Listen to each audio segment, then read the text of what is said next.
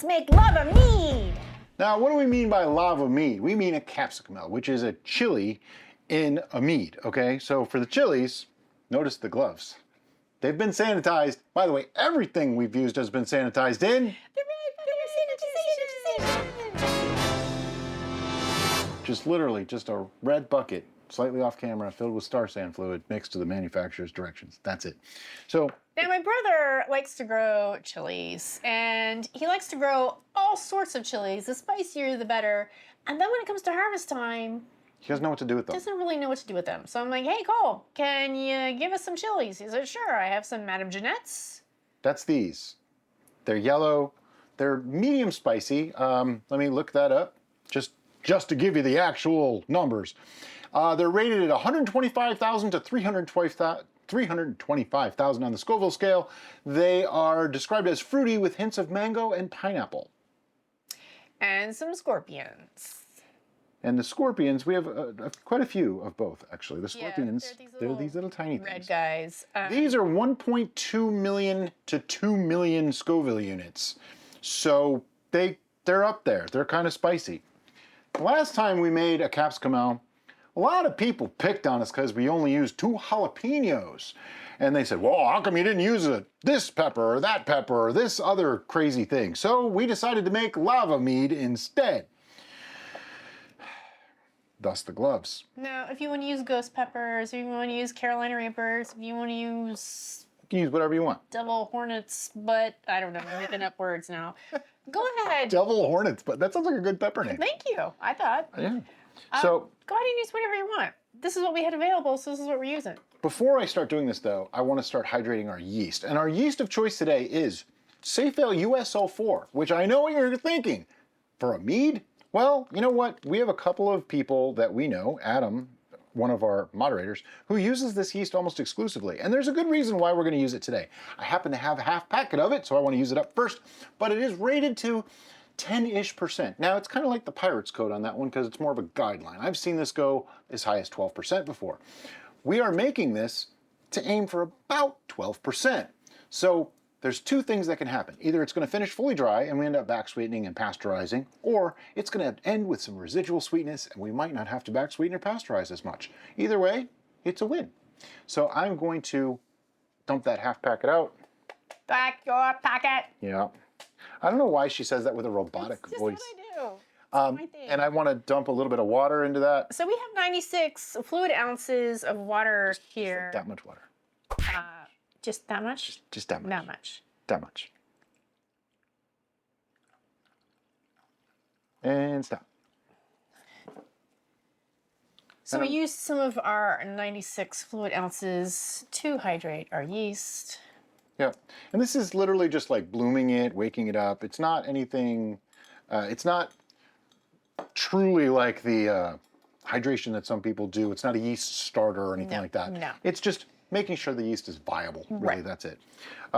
We also have a cup of black tea. Now, can you use any kind of tea you want? Of course you can, but if you use anything other than black tea, it's not gonna be the same thing as what we're doing. It's not here for the flavor. It's here for the tannin. That's right. The tannins in black tea will add to the mouthfeel of this mead, giving it a little more rounder experience. More rounder experience? Yeah, that's what I said. Yeah. We're using 1 tea bag. If you don't want to use black tea, you can use a commercial wine tannin, Sure.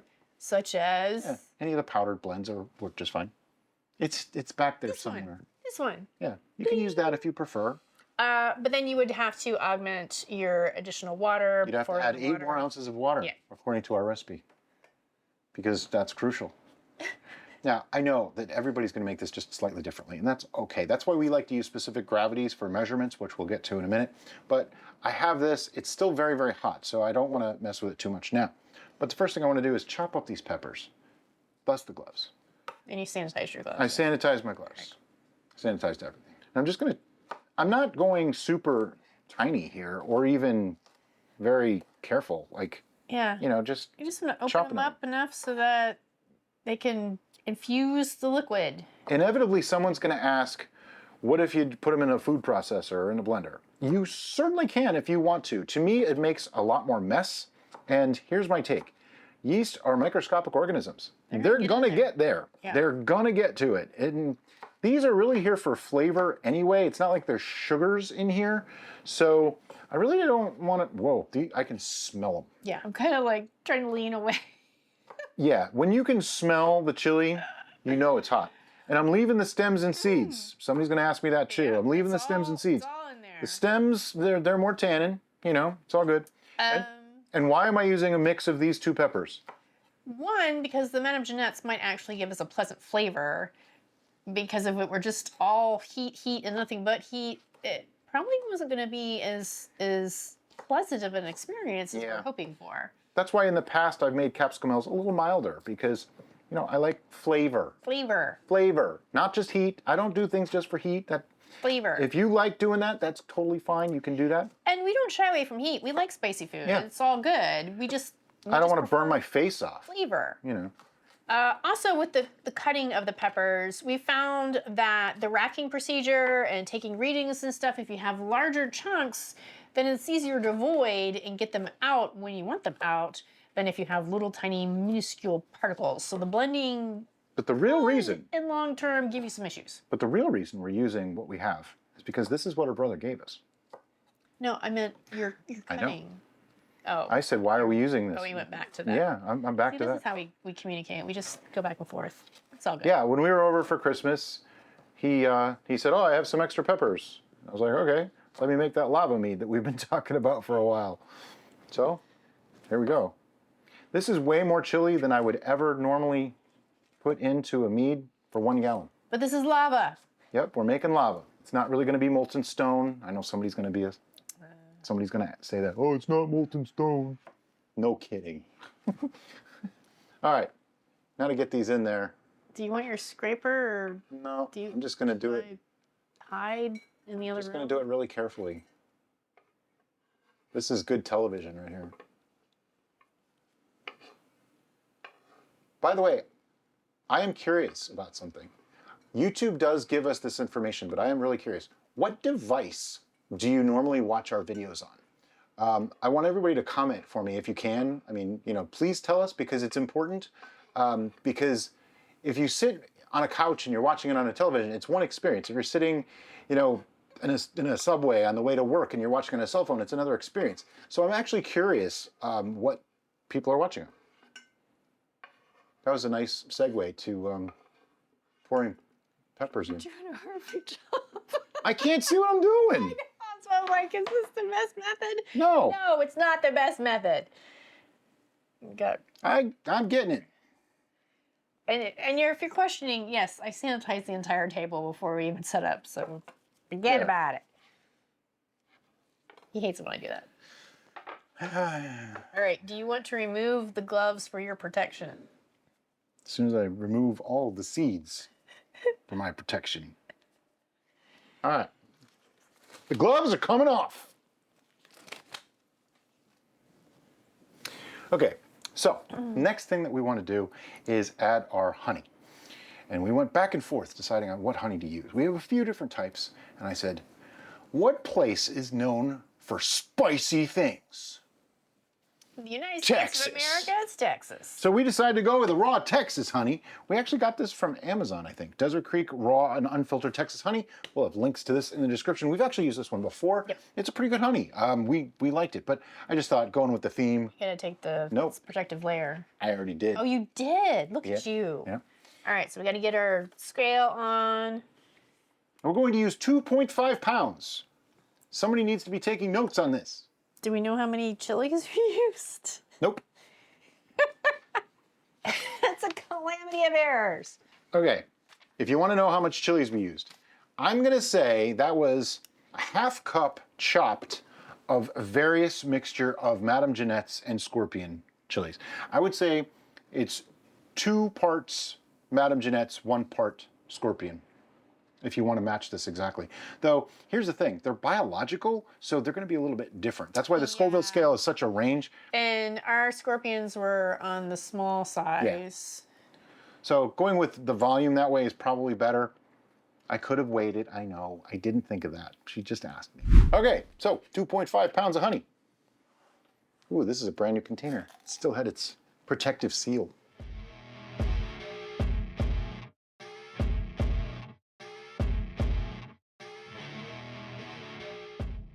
There you go. There we go. Ugh.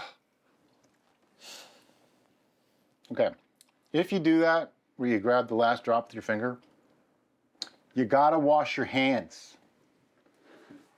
All right, so we're done with our scale. Yes, 2.5 pounds of honey. In. In. Now I'm gonna pour the tea in now because I wanna be able to make sure that it fits. And it warms up the honey a little bit, helps it, get a little loose and looks better. And we're gonna put water to about here. Yes, this is a 1 gallon fermenter, if anyone was curious. There or higher? A little bit more. Stop. Do you want the stirring paddle? I would like the stirring paddle, please. And I'm gonna mix this up really roughly, but I don't want to splash because this could burn you. Burn a hole through the table. Now, in the beginning of fermentation, it's totally okay and actually a good thing to get some oxygen into your brew. It helps build the colony, it makes the yeast a little stronger, helps them with their budding and multiplication, so you definitely want to do that. But after like the first day or so, or 2 days, you really don't want to add any more oxygen, because once you do that with alcohol present, that's when acetobacters, also known as the vinegar makers, can go into action and start making acetic acid. Which we don't want, because we're making mead, not vinegar. That's right. Vinegar's a whole other thing, and that's videos that we need to make one of these days. We've made vinegar before, off camera. Yeah. Just not in a long time, and I don't know that I used a method that I could teach very easily, so I really have to do a little more research before I did that. But if you notice, I'm like mixing it up, sloshing it around a little bit. Totally fine to do that. If you have a drill with the whip attachment or something, go ahead and use that if you want to. Larger fermenters, you're gonna wanna do that. By the way, everything that we're doing here can scale up as well. So we used a half cup of the chilies. If you wanted to make like 2 gallons, you'd probably use a cup. For 5 gallons, you'd probably use 2.5 cups, or whatever amount you're comfortable with. A half cup of chilies could probably flavor 5 gallons fairly well. But we're making lava! Splash lava on I me. splashed you. Now, if you don't mix it up fully well, it'll still ferment. But you won't be able to get an accurate reading in the beginning, so you won't know if you added too much honey, not enough honey, and you won't be able to calculate your ABV at the end. To me, that's not the critical thing. It's really to know, is it done or did it stall? Yeah. That's what I want to know. We're aiming for like a 1.085 to 1.090 starting gravity on this. And yes, I'm mixing it a lot. Aeration, like I said, and mixation. That's the word. Mixation. I didn't know. Yeah.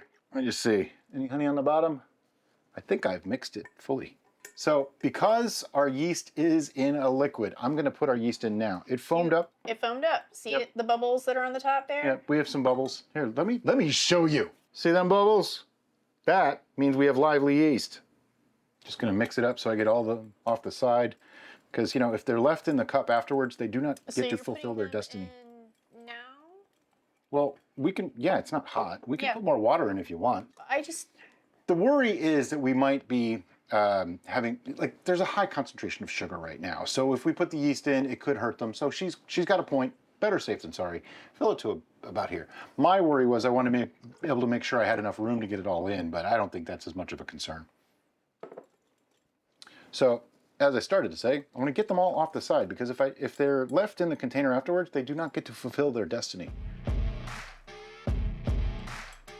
Because we didn't use all the water yet. I can put some water We could put some water in there, and we can mix that through too. There is a concept, a lot of people think that you have to take your gravity readings before adding the yeast. I'm going to disagree with that, because it doesn't change the gravity. Yeast, there's not nearly enough yeast in there to change the gravity of this. But I think a lot of people might add yeast, wait a day, take a reading. Don't do that. Don't do that. That's obviously going to alter things. I want it to go about there. All so right. we didn't use all of the water. How much water did you say we had to start with? We had 96 to start, plus the 8 ounces of... Well, 96, you used all but right. 14. So you used 82 ounces of water. 82. We're being more specific because a lot of people ask that question. And if you don't do it exactly like we did, you're going to get a different result than we did. Yeah. Your result might be only slightly different, but it could be different. So if you want to replicate it exactly, you have to do it exactly. So we're trying to give you the information. Yeah, same yeast, same peppers, same amount of water, same everything. Right. All right. It's time to take a gravity reading. Here we go. I don't know why you did that. Not stick your face in there. Wow. It's lava. No kidding. I'm just gonna do that throughout the video. You already have, yeah. You've been doing it. I think it's funny. Wow, this is gonna be a spicy capsicumel. It might be amazing though. You never know. Those Madame Jeannettes might do the right. trick. There was a fruitiness to the spice as it was clogging up my nostrils. We may need to add a little bit more water to hit our target. And this is something that's important to know. Right now, it's sitting at 1.114, okay? Will that ferment? Probably. However, I want it to be a little bit lower than that. I actually want it to be like 1.090. So I'm gonna pour this back in. And we're gonna add a little bit more water. Not a lot, because we're starting to get close to that lid, and I don't wanna get too close just in case it foams up on me. Right about there. Just gonna give it a mix with the hydrometer. Just don't break it off in there. Yeah, don't do this. That's a bad idea. It's a bad idea. Don't do it, Brian. Just I'm gonna do this instead. You got your stirrer right there. Why don't you just use your stirrer? I'm gonna do this. Oh. It was the baster, I swear. Uh-huh. It's another way to oxygenate. It's not very effective, really, but it's fun. But if you're immature, it makes great noises. Yes. You trying to say I'm immature? Even if you're not immature, it makes great noises. It's just how great you think they are. That's the question. Now, that little bit of water probably didn't lower it that much, so we're probably going to still be above our target, but the closer the better. 1.098 looks like. Are you happy with that number? No. Do you want more water? But there's not much we can do. Wait a minute. Nope, it's actually 1.100. Okay. So if we add more water, we're going to risk overflow. So here's my thinking. If this ferments fully dry, it's the same story. If this ferments to what the yeast can handle, we're going to have a nicely sweetened product, okay? If it ferments past the yeast tolerance, it's going to go dry and we'll end up sweetening it. So I'd rather not risk it. So we're staying with this number. 1.100. That's my story and I'm sticking to it. And then our water usage is no longer 82 ounces, but... You used, looks like 10. All but 10. So you used 86... 86 ounces? 86 ounces. What's left? Lid. And airlock. Airlock. I don't have an airlock. The airlock is important. Please use an airlock. It keeps bugs out, lets the gases escape, and a couple people have had some confusion as to how they actually work. The air goes up this way and pushes this side down, so all the liquid will be on one side, and it'll bubble up through that. That's just the way it works. The pressure keeps it like that. So it's totally fine. That's the way it's supposed to work. This design is like an S-trap in your plumbing. Exactly. Same kind of idea. So what are we going to do with this now? Well, we need some tape so we can put our label on here, and then we're going to let it sit. Probably on a tray. Yes, we're going to put it on a tray with lips so that if it overflows, it doesn't make a mess in the kitchen. It's going to go into our, what we call a fermentation station, okay? We have a shelf set aside just for these things. It's actually walled off so our cats can't get in, but the actual light isn't that critical, and we do ferment at regular room temperature, which for us is about 74 to 75 degrees Fahrenheit. I'll put the Celsius right here, and we don't worry about the temperature as much because we know that this yeast can handle that temperature. That's critical. Know your environment, know your yeast. We'll come back when we see limited airlock activity because that's when we'll know it's time for our first check. It's been 7 weeks. Why? Because Science. it's still going. All right, so a little thing about my science comment is that capsaicin, which is the chemical in hot peppers that make them hot, Chilies. affects fermentation. And Yeah, so in a negative way. we saw that quite clearly in this. It When took we a while to started start on. off, it was like, nope.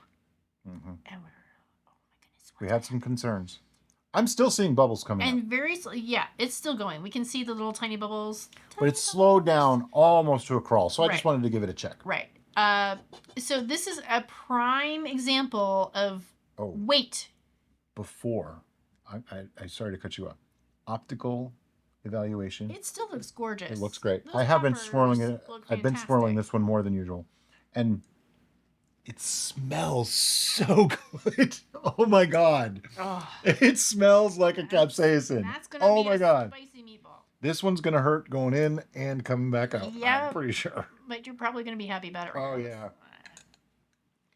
It's not clearing, so that means it's probably not done. That's a general rule of thumb. It's not really tiny bubbles that I see coming Oh, up yeah. the side that made me think it's still going, and that is okay. This is Now- just our first check. I want to point something out too. We've had many people that are like, "Oh, your brews are always done so fast. Mine takes so much longer." Well, here's an example that they don't always. This started at 1.100. It was a relatively high starting gravity, and I don't think it's done yet. Although the hydrometer might say different. 0.998. So this is already 13.5, close to 14% alcohol.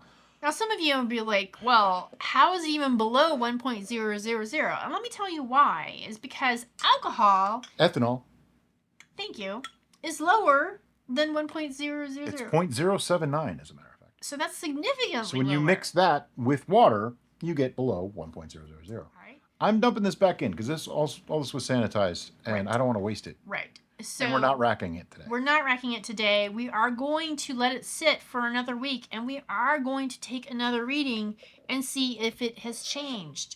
If it has changed, guess what?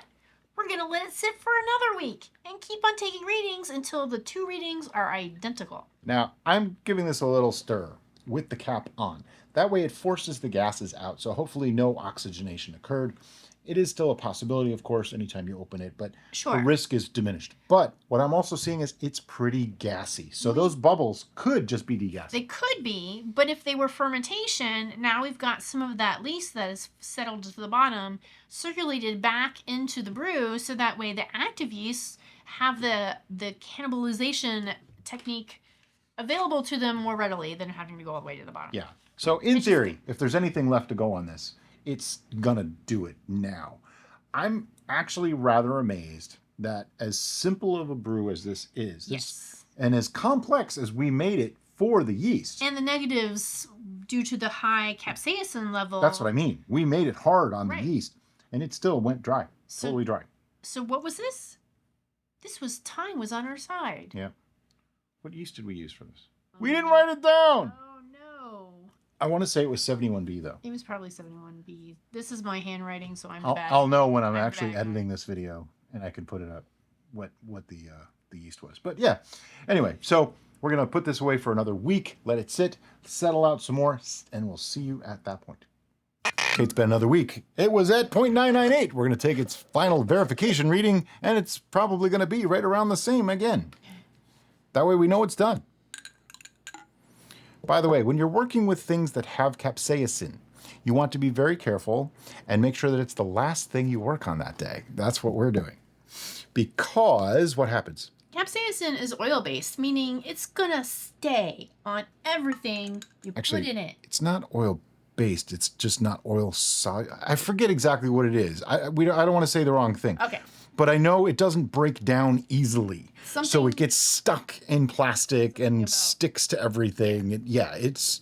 So we actually had it happen years ago where we used a made it pitcher. Accidental capsaicin. After sanitizing it, it still had capsaicin like heat. So when we're done with all this, I am actually going to wash out turbos and put a fresh batch of sanitization liquid. I'm going to clean everything and then let it soak into the new batch of sanitization liquid just to be extra certain that all the capsaicin is gone.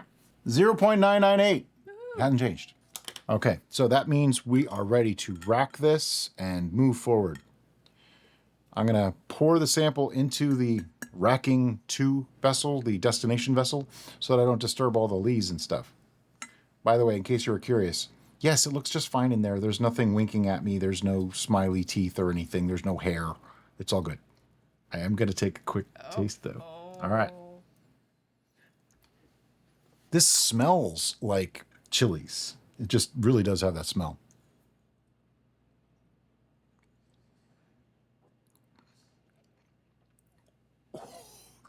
You do not want to try this. I don't want to. That's why when you said you were going to, I'm like... Oh, it's spicy. Are you in pain? A little bit. Are you, Not enough that I'm not going to finish it. Color? Or, well, that's not... Are you hearing color? I can't remember the question Sarah gave. Here's the thing. I don't hate it. I think with some back sweetening, that's going to be awesome. But wow, it'll hurt you the way it is right now. I'm glad you didn't do the accidental breathing. We would have to just Nope. and rush you to the hospital or Wow. something. Yeah. Okay. So that's good stuff. All right. So we're going to rack this. By the way, we will sanitize that test tube just in case anybody was concerned because I put my mouth on it and stuff. Yeah, I set it to the side. Put it to the side. Because the capsicum isn't. Yeah. Anyway, so we're going to rack. And try not to get any on your hands. So we're just going to use auto siphon like we always do. I'm leaving the cap on because there's a lot of lees in the bottom. Oh, yeah, there's like a... There's a good solid lees cake in there, and there's a lot of stuff on the top. And the brew is actually nicely clear. It really is. For the stage. We made this kind of as a joke, but I think it's going to be one of my favorites. I still taste it. It's. I'm sure it's gonna stay with you for a while. Yeah, I like it. It hurt at first, then I started enjoying it. It's one of those things, you know. Those who like hot things understand what I'm saying. If you do not like spicy food, spicy drink, you will not like this at all. Just stop right there. And that's dry. I can only imagine when we sweeten it a little. This is going to be so good. All right, I'm just going to let this rack. See you in a minute. So remember how nice and clear it was? Well, I wanted to get as much out as I could, so I didn't have as much headspace. And we did get a little bit of the lees in there. But you know what? It'll settle. We're just going to put the airlock on it, take some notes, put our note back on it, put it back in the fermentation for a couple of weeks, let it clear out again, and we'll be back to show you. So it's been a week, and we have a lovely moonscape in the bottom of our fermenter, as you can see here. That means that everything is flocculated out. It's lovely and clear, but we want to rack it off so that we can do final adjustments. And for that, we're going to rack it to our lovely pitcher with the raised letters and tell them a little bit about the capsaicin effect. All right, so I've done more research on capsaicin, more particularly how to cleanse cooking utensils to get rid of that capsaicin oil. So I found out that capsaicin oil is a fat-soluble oil, meaning that hot soapy water is the best method of cleansing, though you may want to do multiple applications thereof. Right. You just don't want to contaminate your pitcher, and then the next time you make something, it suddenly has a spicy component that it wasn't supposed to have. Anyway, you might have noticed my reaction. Wow, just wafting that towards yourself. You can tell this has some spice to it. It's a spicy meatball. I have the cap off because we just don't need it. We can see at the bottom and, just the usual racking, just like we always do. Now it's time for a taste. This is what Derek has been dreading. She doesn't do so well with spicy food anymore. I used to be the queen of spicy food. It's just like, no She used to like things spicier than I do. Yeah. Bry's like, how are you eating that? I'm like, I don't know. It tastes good. All right. Don't put your nose all the way in. Treat it like we used to do whiskey, where you started out a few inches away. Yeah. It's got some kick. That's. You're not even going to taste it, are you? No.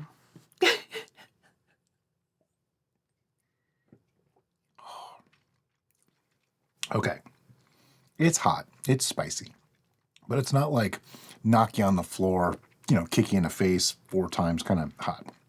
It's probably too much for her right now. The flavors, though, I'm getting the nice fruitiness of the chilies coming through really, really nicely. Not much vegetal flavors at all. Oh, that's cool. The honey flavor is rather minimal. It's almost more like a chili wine right now than a chili mead, all right, which is fine, but I'd actually want this to have some sweetness to balance those flavors out. So we have handy dandy Kirkland Wildflower Honey, and I'm just going to put in a couple of glugs and get this going.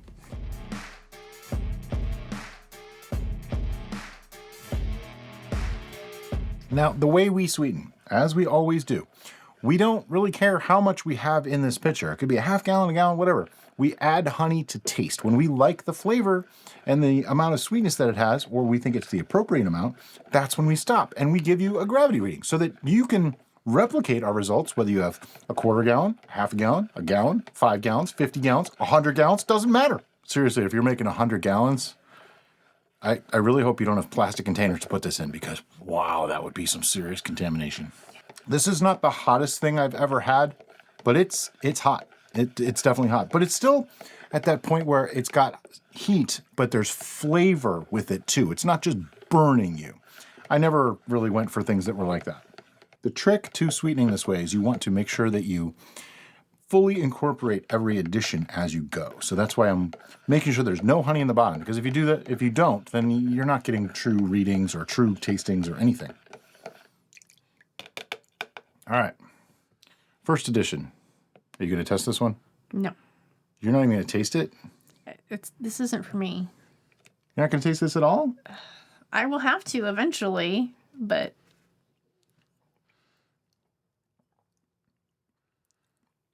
Okay, a little bit more. I tend to like spicy things with a lot of sweetness to them, so might add more honey than I think.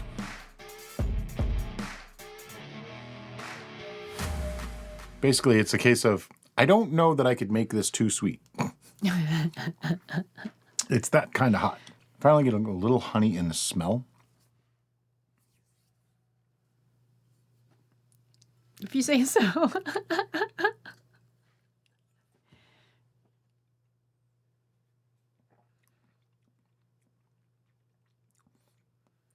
All right. It's spicy. But the honey's starting to come through. It still needs more. That one got me. It's like watching an episode of Hot Ones. I don't even know if you're going to taste this one at all today, are you? I'll do one for the team. Okay. Well, now it's going to be pretty sweet, so it probably won't feel as crazy hot. If you say so. That last one got me. I choked a little bit on it. Yeah, you don't want to do that. You want to avoid that. Yeah, don't breathe while you're drinking this one. This is an experience mead, though. When you feel it as much as taste it, that's when you know you've done something. Definitely get more honey character now. Do you want to taste this? Sure. All right, folks. You ready? Just take a very small sip.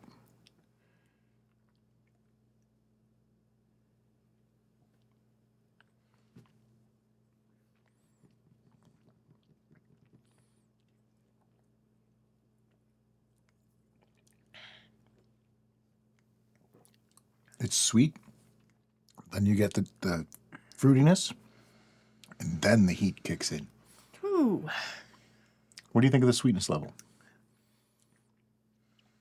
That was really weird. I actually like this the way it is. It was like, as soon as it hit the tip of my tongue, it was like little pins and needles at the tip of my tongue. And I'm like, what? Now I have an overall like, warmth. I got the pain on the tip of my tongue, and then it was fine in the mouth. And I'm like, this is going to hurt if I swallow.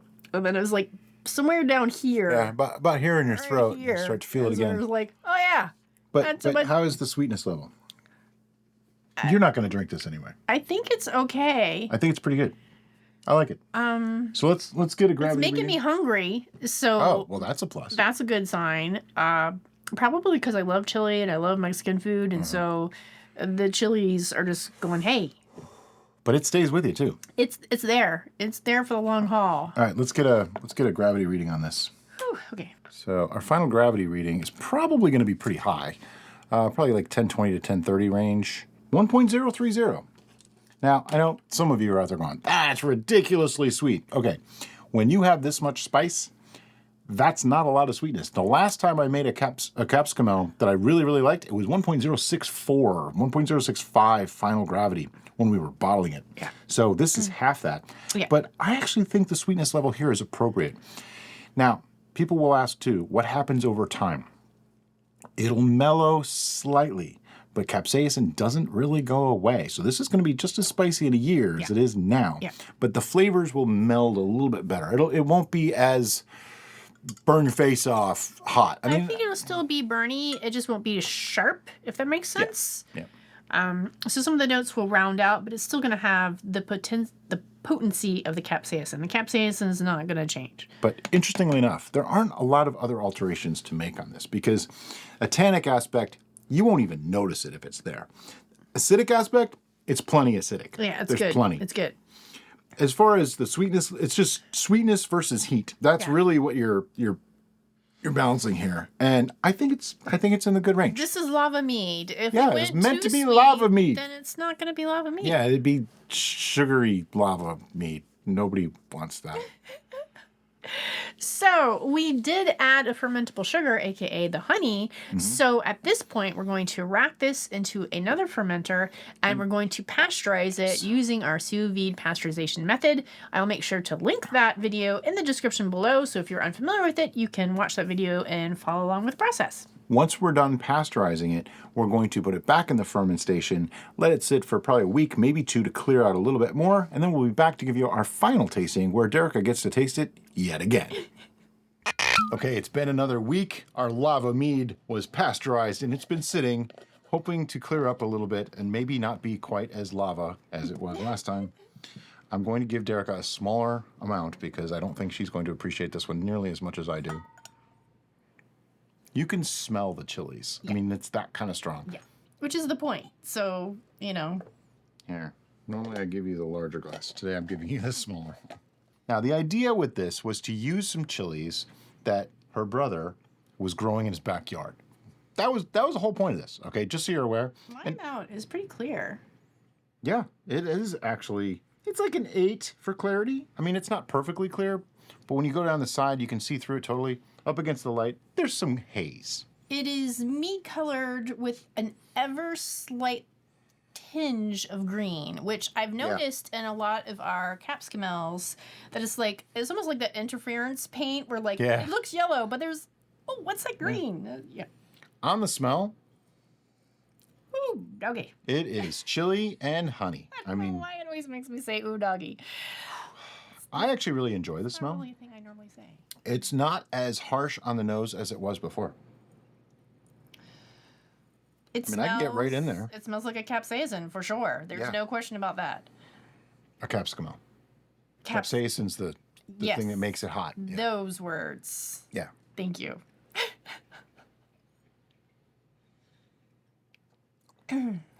Brace myself. All right, I'm just gonna do it. Grows on you. You might not want to let it linger in your mouth too long.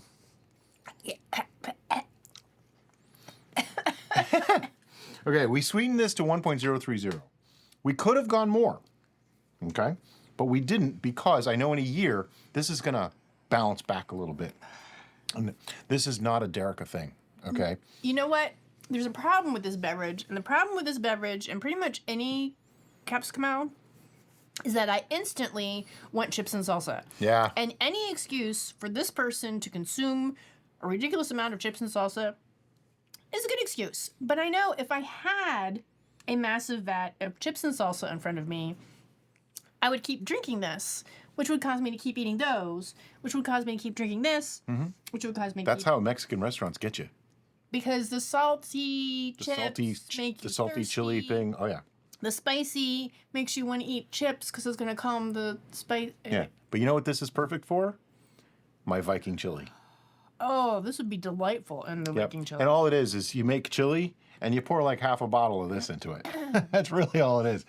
But this would be incredible in chili. This is probably my second best Capsicumel ever. It hurts, but I'm going to be honest with you. It hurts so good. It's got some complexity to it. I think it's great. There's the vegetalness of the peppers did not come through. It's not vegetal at all. There's enough fruitiness. The fruity flavors from those chilies is actually coming through really nice. The honey is playing well with that. I know we played it off that I hate spicy things. I actually adore spicy things. I have loved spicy things. They just hate her. Since I was little. But as I have matured, that's the PC version of saying I got old, my taste buds are not appreciating it as much. It's getting a little more painful rather than more enjoyable. But I still have all those memories and connections to my youth when I was like, give me all the spicy foods.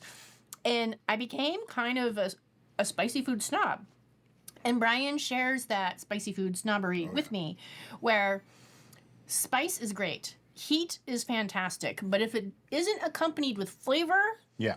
then what's the point? Heat for heat's sake is just dumb, in my opinion. And Now, I know if you like that, then that's go for it. fine. I'm just saying, all to you. me, not something I go for. So this is causing me a little discomfort. I am perspiring, and I got a little bit of like the, are you going to cough? Because it kind of, it's on your tongue. It's never going away now. You're stuck with that for the rest of your life. But I'm not angry about it because I'm like, I'm still getting the honey sensation. Mm-hmm. Even despite. It's mouth-filling and rich and thick. It's not thin at all. And it's just coating my tongue because of the oil-based. It's definitely got some capsaicin. bite from acid. It's got the bite. It's got the burn. It's got all the things you would want in something called lava mead. And it has just enough sweetness to make it not unbearable. Like, it makes it where you know this is a chili mead. You know this is hot. But there's a sweetness there that brings those fruity notes forward. I think this is a very... So what is the ABV on this? I don't know. We didn't figure that out. So let me get the calculator teacher said would never be handy. That was right there. And figure it out for you. We started at 1.100. We ended at 0.998 times 135 gives us 13.7%. So I think the little slightly higher than a typical, 10 to 12%. Ethanol might be helping the capsaicin to move around your mouth a little bit more too. Right. Because in my research of how to properly cleanse things that have been coated in capsaicin oil, capsaicin-based oil, Yep. is alcohol is one of the things that can remove it from the surface. So because it's an oil, It's a solvent. It just it's makes it go everywhere. it's in the alcohol, and you see where I'm going? So it's multitasking. Sorry for the interruption. So you got the oil trying to stick, and then the alcohol saying, no, let's keep moving. So Yep. But overall, I think this is successful. We kind of Absolutely. set out to make a joke. I really wasn't expecting this to be all that great. I thought we'd both hate it, but I'm going to like this a lot when yeah. this is aged a little bit. I'm going to like this in small quantities. You like it in cooking. Definitely, I like it in cooking. I'll just pour it in a mug with some But ice. I will enjoy it on Taco Tuesday. Right. So now we have a couple of numbers to do here. The first is repeatability.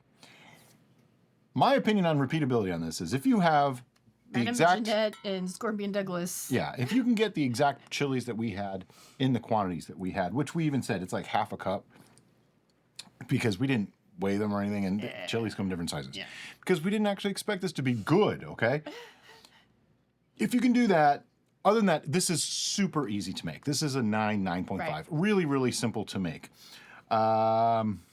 Just the chilies, the tea, the honey, the water. Yeah, that's all there really is to it. Back It's sweetened actually pretty with simple. more honey. So it's like a 9. Done. Yeah. Now, enjoyment level.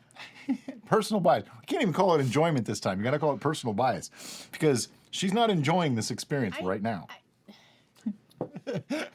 Not fully. Not as much as some. I actually like things like this. I know Derica does too, just with varying degrees. But anyway, our scoring system goes 1 through 10 with the occasional 11 reserved for those things that are amazing, up to a 4.5. We're probably not going to drink it, might even dump it. 5 to 7, we're going to say that's pretty good. That's the good stuff. 7.5 and above is varying levels of great to amazing and even the 11 of excellent. As it stands right now, do you have a number? I think I do. All right. Are you ready? Yeah. 1, 2, 3, 7.5. Wow, she went higher than me. This is it is what it is. It's far better than we expected. Right. And so you have to just take that for its own success and not worry about that your tongue is never going to be the same again. I could drink this even though it hurts me. I could drink this and not be too upset about it. And that says a lot, right?